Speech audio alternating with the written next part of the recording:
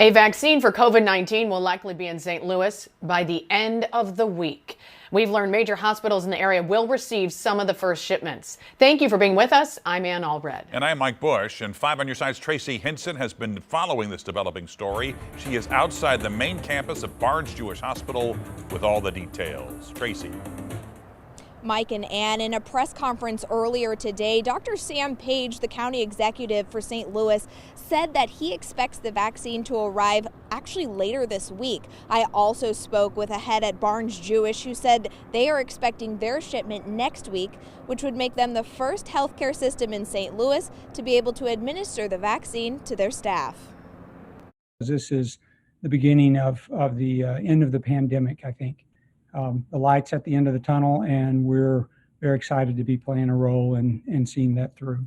Dr. Clay Dunagan is the Chief Clinical Officer for BJC HealthCare, and he is beyond ready to get a COVID-19 vaccine. As soon as I can get a needle in my arm, I'm ready to receive it. But he may not be part of the first wave of nearly 10,000 doses of Pfizer's COVID-19 vaccine that arrives at BJC. The priority at this point is to give that to healthcare workers.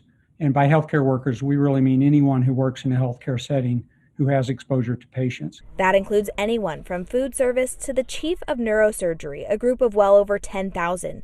So the next question, who gets to be part of the first 10,000 doses? We will also put them in age order. We'll divide the group up into age brackets, and we'll start with the oldest age healthcare workers first, since they have the highest risk if they become ill. Because the vaccine was pushed through under emergency use authorization, BJC will not be requiring workers to get it.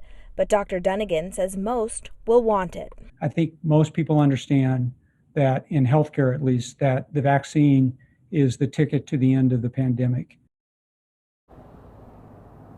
Now, we've received some questions from viewers asking if the vaccine is administered at that very cold temperature. Dr. Dunagan assures us no, it's only kept at -100, which is actually at a solid state at that point. Only during storage and transportation, it's brought up to room temperature for injection. Outside Barnes Jewish in St. Louis, I'm Tracy Hinson, 5 on your side.